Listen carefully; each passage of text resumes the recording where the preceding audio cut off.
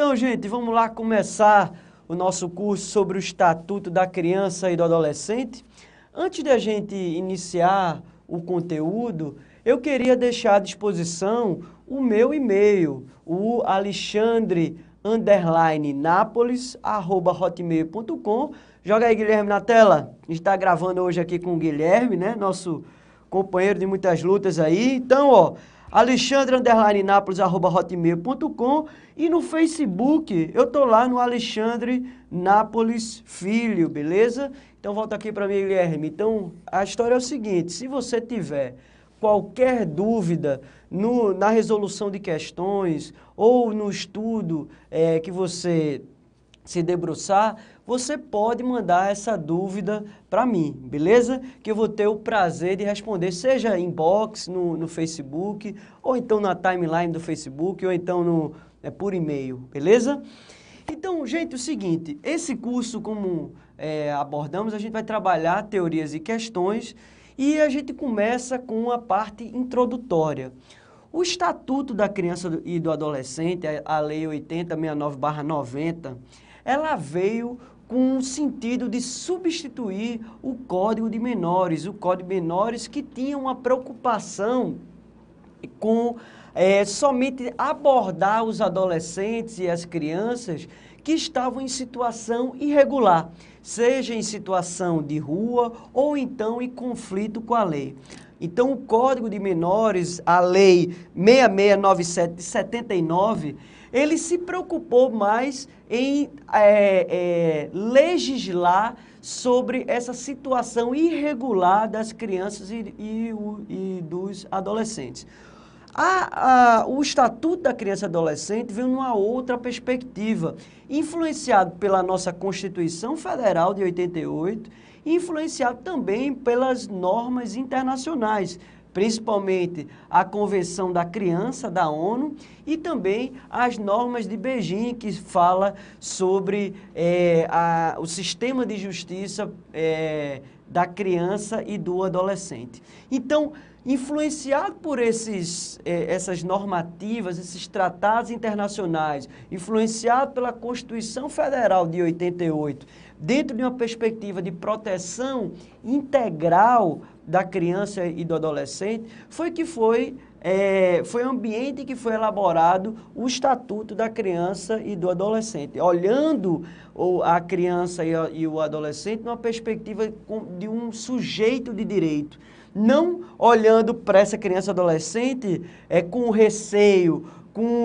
olhando ele como um sujeito infrator ou um sujeito problema para a sociedade. Não, olhando ele como um indivíduo que vive em sociedade e que merece a proteção, assim como qualquer outro indivíduo, como você, como eu, como Guilherme. Então, todos nós somos sujeitos de direito e precisamos ter essa atenção do Estado em uma dimensão ampla dos nossos direitos, né? Não só com relação aos nossos direitos civis e políticos, mas também com relação aos direitos econômicos, sociais e culturais. Ou seja, então, essa criança e essa adolescente, ele é trazido pelo Estatuto dentro de uma perspectiva de proteção integral e dentro de uma perspectiva de prioridade absoluta do Estado, da sociedade e de todos os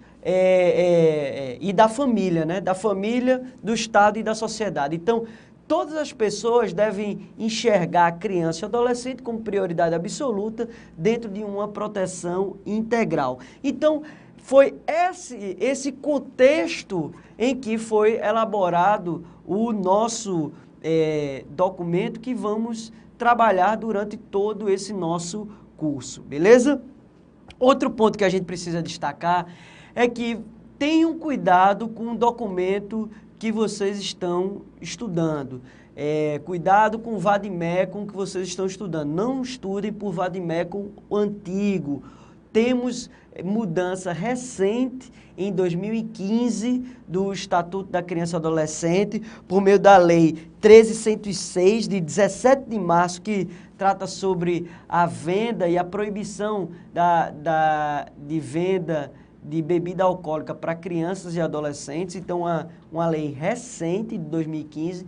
Temos outras leis de 2014, principalmente a Lei 13.010 de 26 de junho de 2014, que ficou conhecido como a Lei do Menino Bernardo, ou Lei da Palmada, né, que buscou trazer o direito dessa criança e desse adolescente de ser educado sem castigo físico ou sem tortura ou tratamento degradante contra essa criança e esse adolescente. Então, cuidado com esse documento que você está estudando. Não estude por uma lei antiga. Se você tem um vade-mecum antigo, eu sugiro que você estude pelo Google. Então, joga lá, ECA, ok? Ou então Estatuto da Criança e Adolescente, o primeiro documento que aparecer, você clica nele, que é a lei atualizada, é a legislação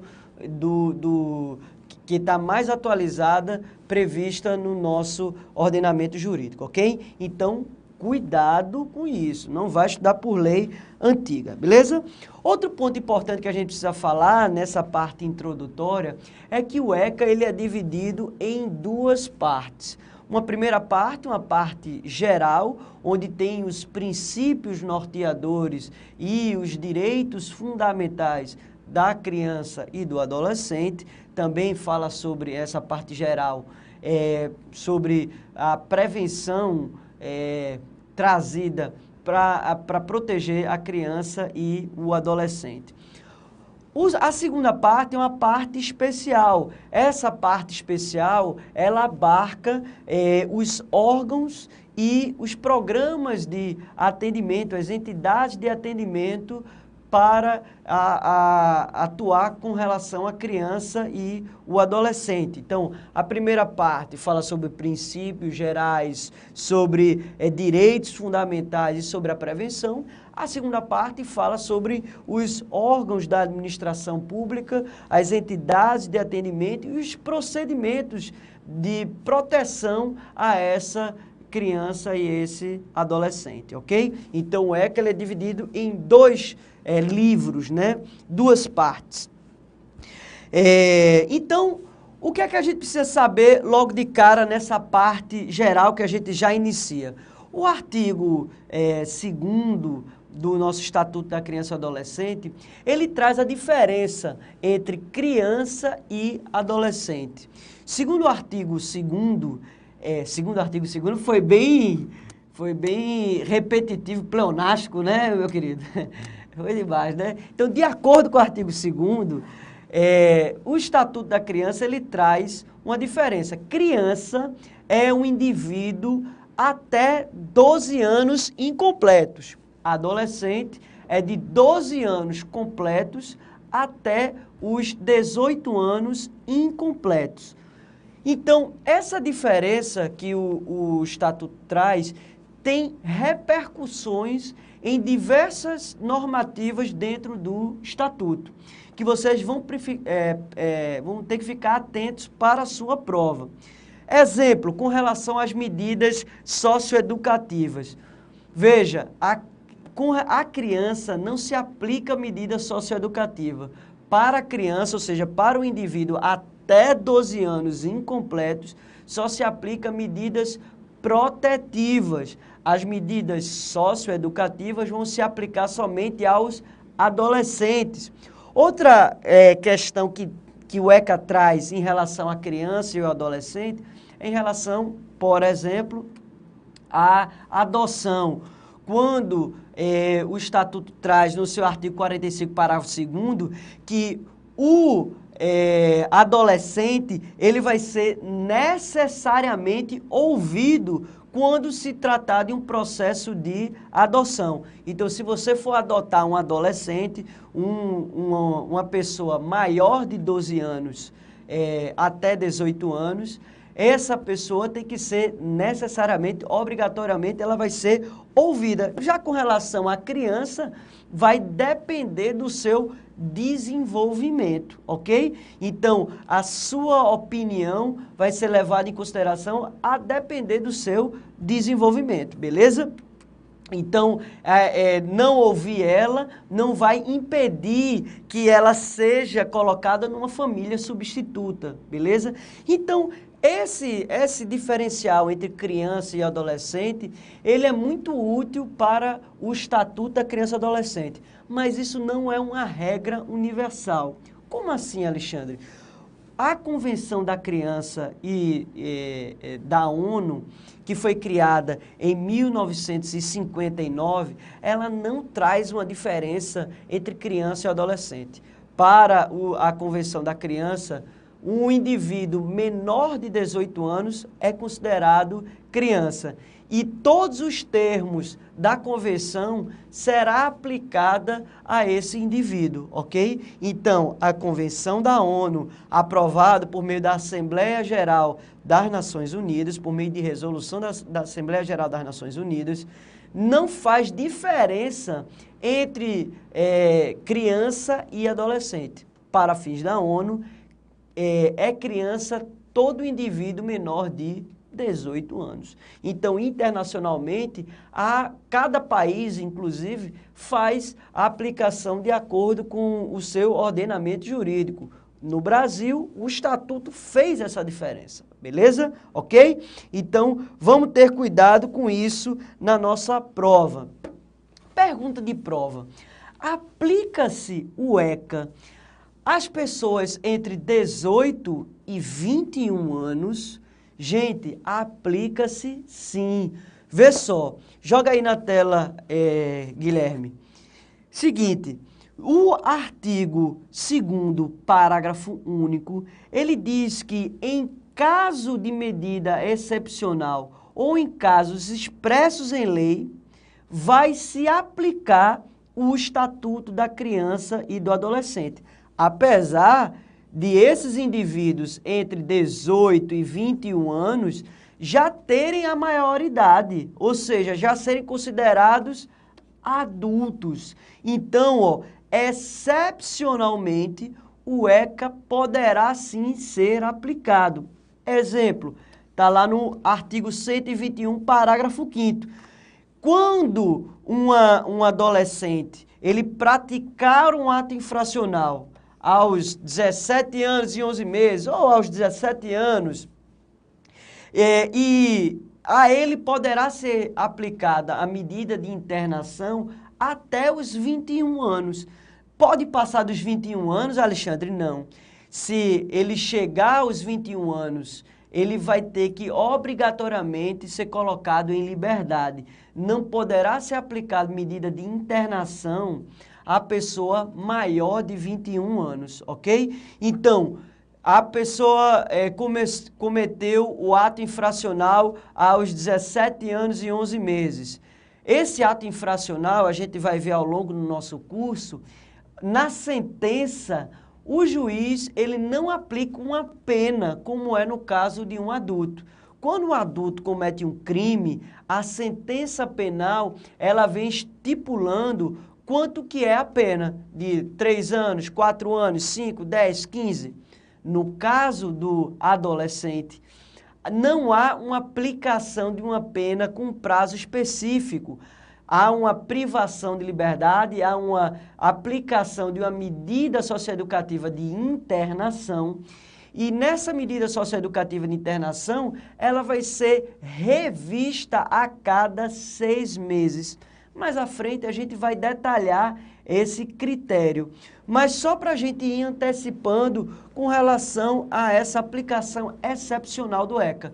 Então, ó, excepcionalmente, se ele cometeu o ato infracional aos 17 anos e 11 meses, e ele vai ficar no mínimo 6 meses na medida de internação, ele então aos 18 anos pode estar cumprindo medida de internação. Se compreender que ele ainda não está apto a ir para a sociedade, ficar livre dessa medida socioeducativa de internação, então ele pode ficar ainda durante os 18 anos, 19 anos, 20 anos, mas chegou aos 21 anos, obrigatoriamente, quando ele completar os 21 anos, obrigatoriamente, ele tem que ser colocado em liberdade, a não ser que ele cometa um outro crime, aí sim, naturalmente, ele vai responder por esse outro crime, ok? Beleza? Mais à frente a gente vai dar mais detalhes sobre essa questão, mas com relação a essa pergunta simples e direta, o ECA se aplica às pessoas maiores de 18 anos, ou seja, entre 18 e 21 anos, excepcionalmente, sim, pode se aplicar, ok? Exemplo, no caso desse ato infracional, beleza?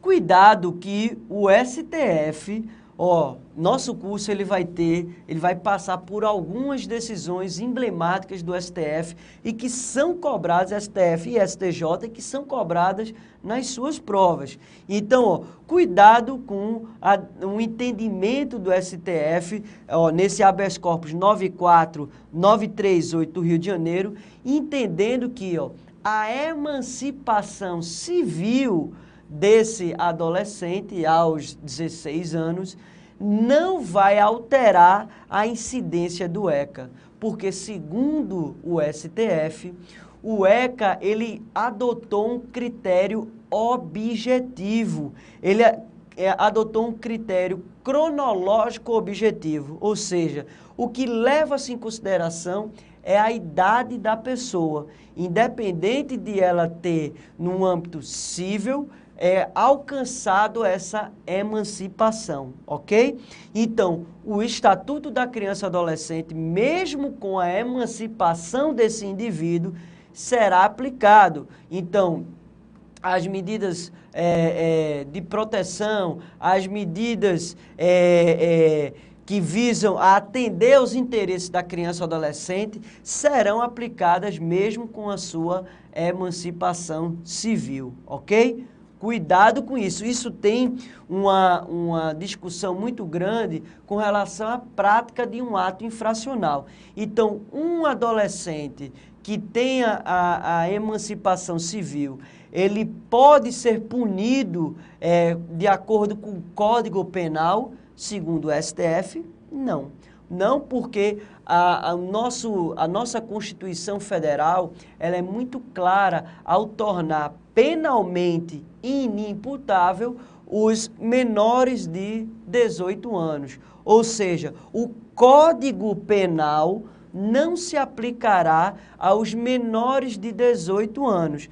Isso não significa dizer, como veremos mais à frente, que o menor de 18 anos, o adolescente, ele não está sob a incidência de uma responsabilização.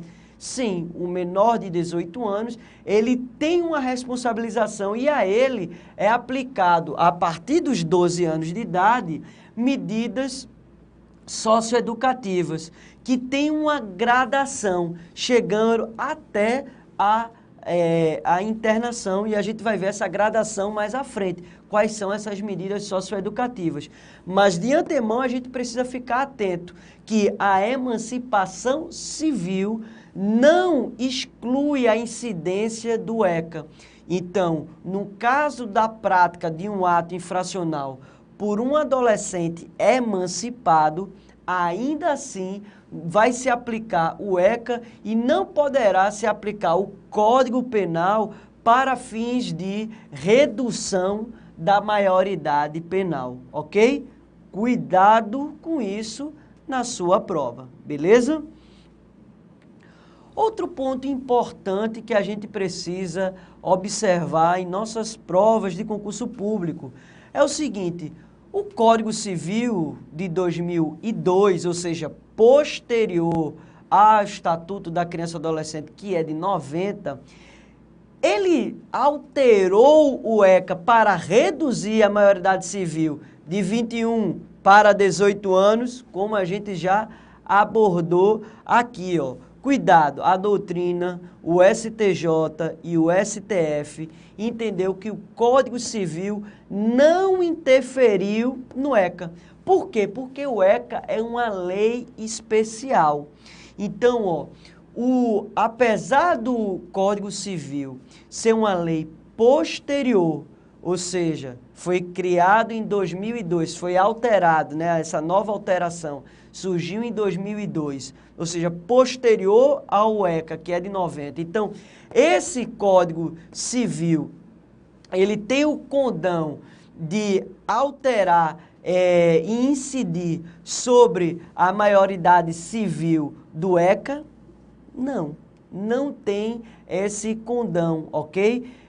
Não traz essa repercussão. O ECA continua se aplicando quando se tem um ato infracional. Ainda assim, ele pode, esse adolescente, responder até os 21 anos de idade. Porque o que é que aconteceu? O Código Civil disse que é maior civilmente a pessoa quando completa 18 anos. Então, teoricamente, não poderia se aplicar para alguns doutrinadores, uma parcela da doutrina, uma parcela minoritária. É difícil se falar majoritário e minoritário, né? Mas realmente o entendimento mais amplo da doutrina é no sentido de que o ECA, por ser uma lei especial, ele tem prevalência em relação ao Código Civil. Então, um ato infracional cometido por um adolescente, e mesmo ele tendo 19 anos e ele estando cumprindo uma medida socioeducativa de internação, ainda assim a ele vai se permanecer a incidência do ECA, até ele deixar de cumprir aquela responsabilização, ok? Então ele deixou de cumprir a responsabilização, cometeu um crime já fora da unidade de internação, cometeu um crime aos 18 anos, aos 19 anos, aí sim já se aplica o Código Penal. Mas ele, cumprindo a medida socioeducativa de internação, ele vai estar sob o auspício do Estatuto da Criança e Adolescente, ok? Beleza?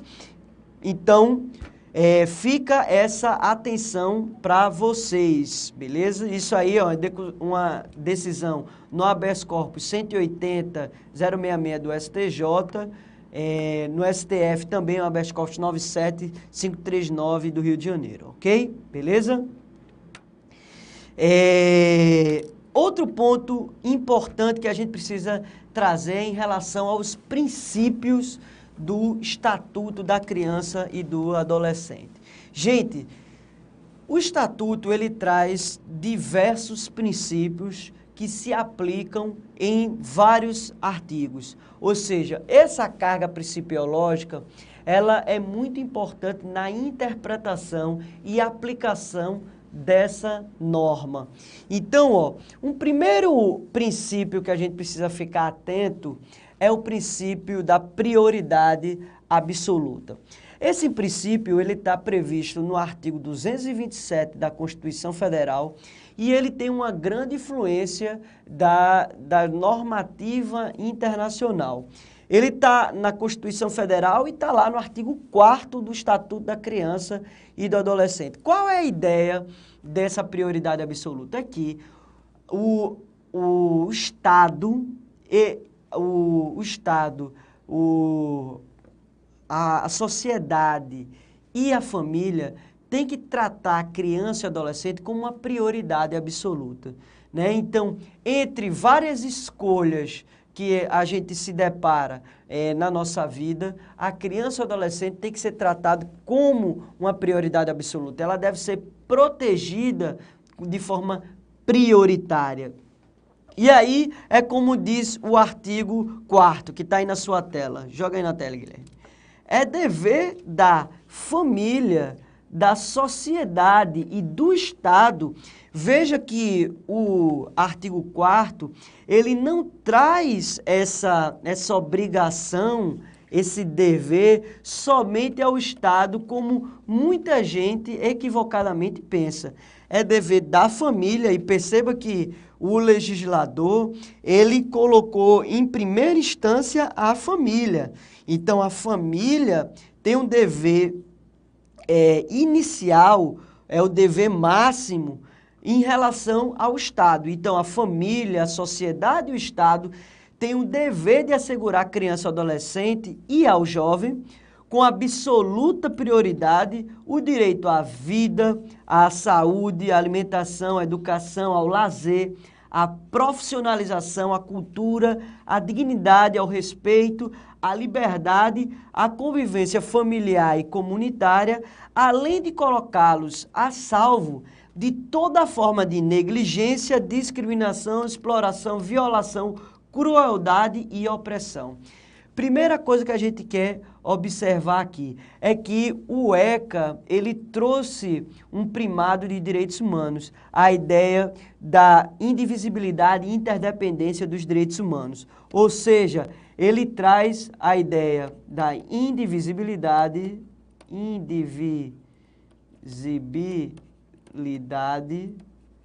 e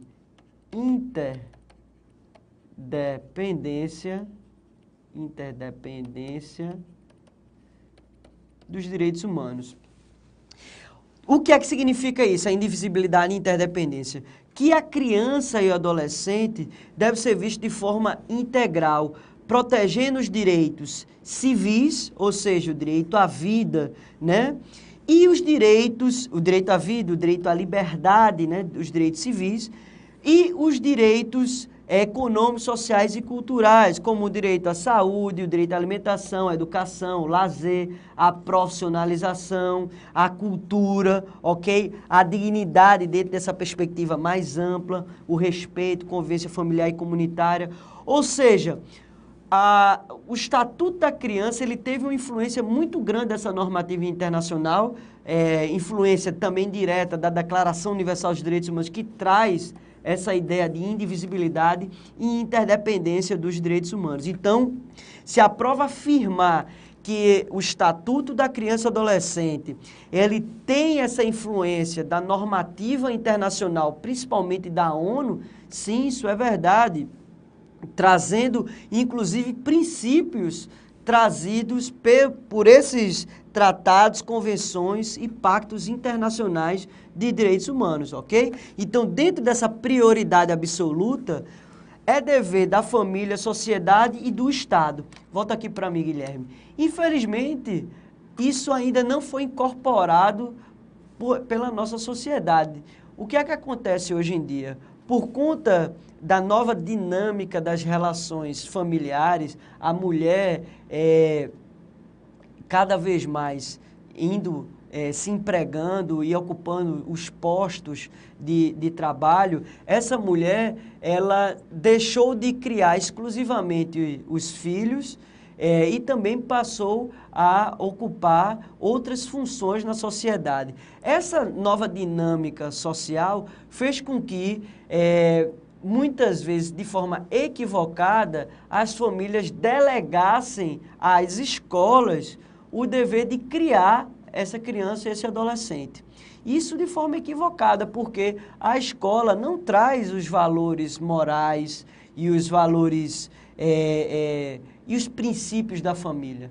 Isso é indelegável. Somente a família pode transmitir esses valores. Então, por conta dessa dinâmica do trabalho e de cada vez mais a gente trabalhar em longas jornadas de trabalho durante 8, 10, 12 horas, por mais que a CLT fala que o horário de trabalho é 8 horas, mas enfim, muitas vezes a pessoa tem 2 empregos para conseguir dar conta, né? Conseguir colocar o pão de cada dia em casa, né? Então, por conta dessa nova dinâmica social, as famílias têm delegado essa criação e esse cuidado da criança às escolas. Isso é um grande equívoco, que o Estatuto, desde a década de 90, já vem trazendo essa preocupação. Olha, cuidado da criança, a proteção da criança e adolescente não é uma missão só do Estado, é uma missão, primeiro, olha como está aqui no Estatuto, da família, da sociedade e do Estado. Então, o vizinho, né, você que é vizinho, eu que sou vizinho, Guilherme, nós todos temos sim responsabilidade, né? Se a gente vê uma criança numa situação de violência, numa situação de vulnerabilidade, a gente tem um dever de denunciar, né, de buscar resolver esse problema, de ajudar, ok? Então, no próximo bloco, a gente continua falando sobre esses princípios do Estatuto da Criança e Adolescente. Até mais.